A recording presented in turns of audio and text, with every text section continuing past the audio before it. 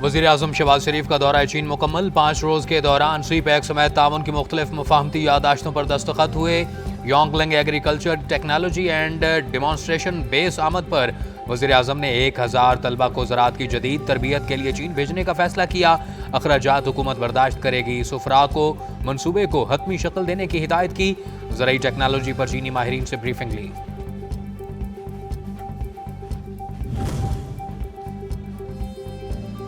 وزیراعظم محمد شہباز شریف سے شی آن میں صوبہ شانشی کے پارٹی سربراہ جاؤ ایدا کی ملاقات پاکستان اور صوبہ شانشی کے مابین زراعت توانائی اور کان کنی کے شعبوں میں تعاون طے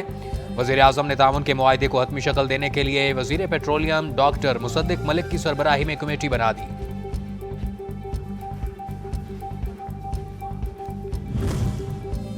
وزیراعظم شہباز شریف کا چین کے تاریخی ورثے ٹیراکوٹا واریر میوزیم کا دورہ وزیراعظم کو تاریخی ورثے کے تحفظ اور بحالی اور سیاحت کے فروغ بارے بریفنگ دی گئی شہباز شریف کی تاریخی ورثے کی خوبصورتی اور چینی ہنرمندوں کی تعریف پاکستان کے تاریخی ورثوں کو سیاحتی مقامات بنانے کا اعلان کر دیا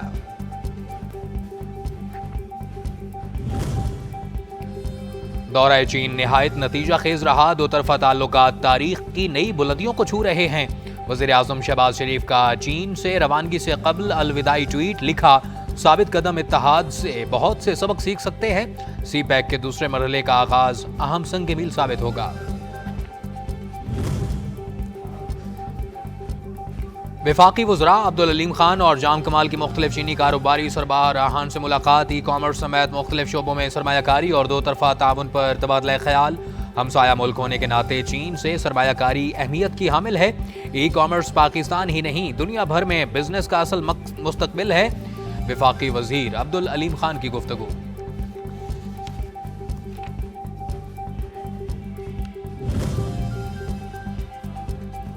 وزیراعظم شہباز شریف نے کل نیشنل اکنامک کونسل کی پہلی میٹنگ طلب کر لی آئندہ 5 سال کے معاشی اور صوبائی ترقیاتی پلان پر غور کیا جائے گا پبلک سیکٹر ڈیولپمنٹ پلان اور وفاقی انٹرپرائز ڈیولپمنٹ پروگرام کو بھی زیر بحث لایا جائے گا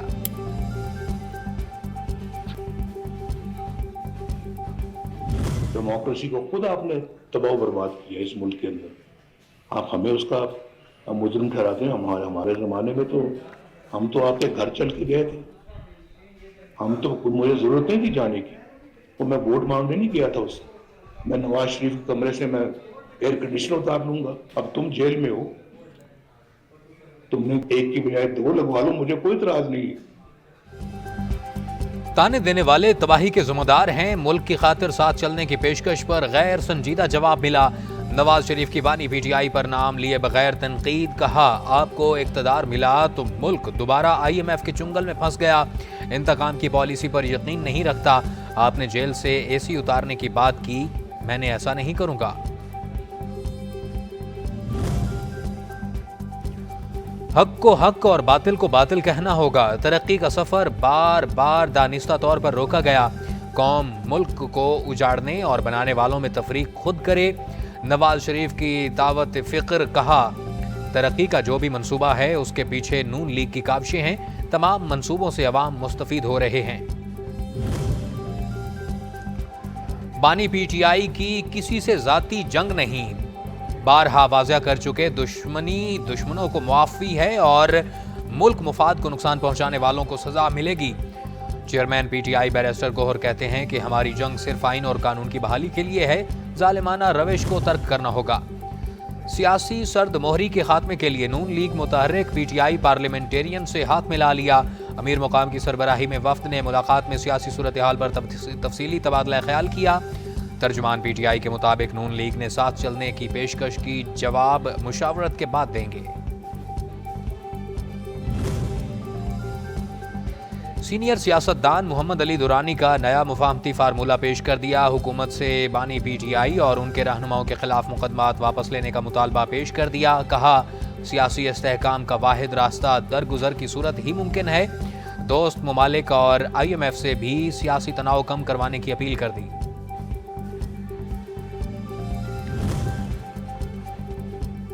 پی ٹی آئی اور جے یو آئی کی سیاسی قربتیں تحفظات کے خاتمے کے لیے اسد عمر کی سربراہی میں خصوصی کمیٹی تشکیل دے دی گئی حکومت مخالف احتجاجی تحریک سے متعلق معاملات طے پانے کے بعد بانی پی ٹی آئی اور مولانا فضل الرحمان معاہدے پر دستخط کریں گے۔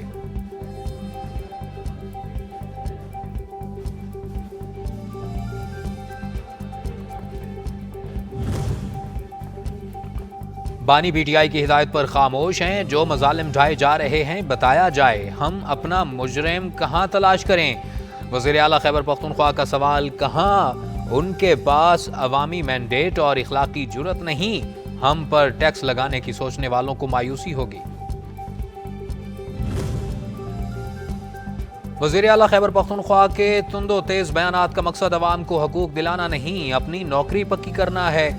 گورنر خیبر پختونخوا فیصل کریم کنڈی کے لفظی وار، کہا علی امین گنڈا پور چاہیں تو مناظرہ کر لیں، اپنی بات کو ثابت کروں گا۔ رشتہ داری کو جھٹلانا بھی اچھا فیصلہ ہے، ایسا رشتہ نہ ہو تو ہی بہتر ہے۔ پنجاب اسمبلی سے منظور ہتک عزت بل قانون بن گیا، قائم مقام گورنر ملک محمد احمد خان نے بل پر دستخط کر دیے، بل گزٹ نوٹیفیکیشن کے بعد نافذ العمل ہوگا۔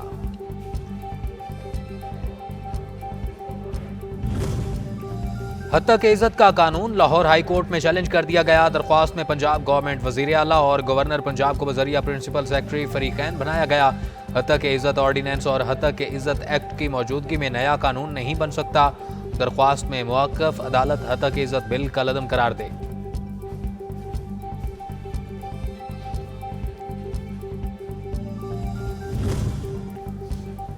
متنازعہ حتیٰ کہ عزت قانون کی منظوری کے خلاف صحافتی تنظیموں کی جوائنٹ ایکشن کمیٹی کا مشترکہ ہنگامی اجلاس، احتجاجی مظاہروں سمیت مختلف اقدامات پر غور۔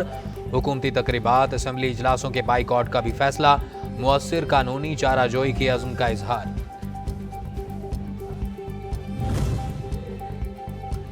عدت کیس میں پیش رفت، بانی پی ٹی آئی کی اہلیہ بشرا بی بی نے سزا معطلی کے لیے اسلام آباد ہائی کورٹ میں درخواست دائر کر دی، موقف اپنایا۔ استغاثہ نے تضاد سے بھرپور کمزور شواہد عدالت میں پیش کیے، ان شواہد کی بنیاد پر سزا نہیں سنائی جا سکتی۔ عدالت سے استدعا ہے کہ 3 فروری کی سزا کا فیصلہ معطل کر کے ضمانت پر رہائی کے احکامات جاری کرے۔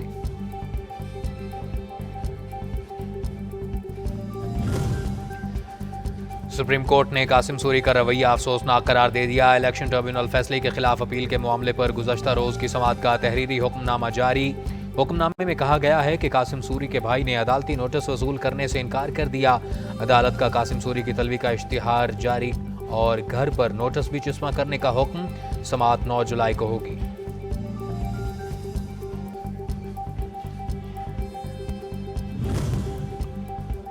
ماحولیاتی تحفظ کے لیے گھر سے اقدار پروان چڑھانے کی ضرورت ہے، چیف جسٹس فائز عیسیٰ کا موسمیاتی تبدیلی کے اثرات پر سیمینار سے خطاب، کہا جب انسانی ٹمپریچر بڑھتا ہے تو اس کا مطلب ہے کہ ہم بیمار ہو رہے ہیں، صرف 1 ڈگری بڑھنے کو بخار بتایا جاتا ہے۔ آج زمین بیمار ہے، اس کو بخار ہے۔ آج زمین بہت زیادہ دھواں اپنے اندر سمو رہی ہے، ہم پلاسٹک کو بنا تو رہے ہیں لیکن اس کو تباہ نہیں کر رہے۔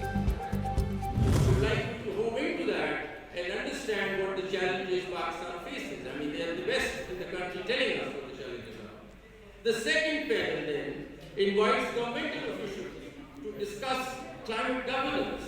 the role and division of responsibility between federal and provincial bodies in improving governance. موسمیاتی تبدیلی سے نبرد آزما ہونے کے لیے ہم سب متحد ہیں۔ پاکستان دنیا کا 5واں ملک ہے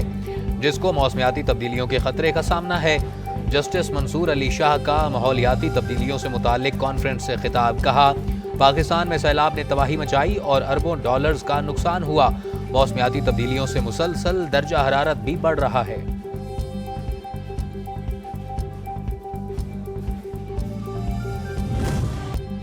چند روز پرسکون رہنے کے بعد سورج ایک بار پھر سوا نیزے پر آ گیا۔ جنوبی علاقوں میں شدید گرمی کا راج، دادو میں درجہ حرارت 42 اور نواب شاہ میں 43 ڈگری تک جانے کا امکان۔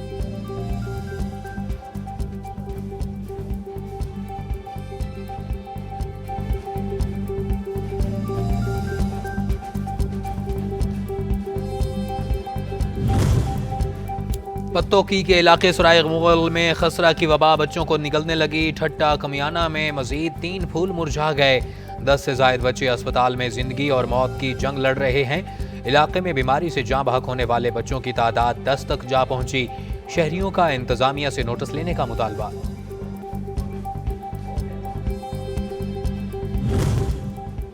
فراڈ اور انسانی اسمگلنگ کے الزامات کا کیس سارم برنی کو عدالتی ریمانڈ پر جیل بھیج دیا گیا۔ جب آپ کو پتا تھا کہ بچی کے والد زندہ ہیں تو جھوٹ کیوں بولا؟ عدالت کا ملزم سے استفسار۔ مجھے نہیں پتا تھا۔ سارم برنی کا جواب، آپ ادارے کے سربراہ ہیں، آپ کو کیسے نہیں پتا تھا؟ عدالت کا حیرت کا اظہار۔ عدالت نے سارم برنی کی درخواست ضمانت کی سماعت 10 جون کو مقرر کر دی۔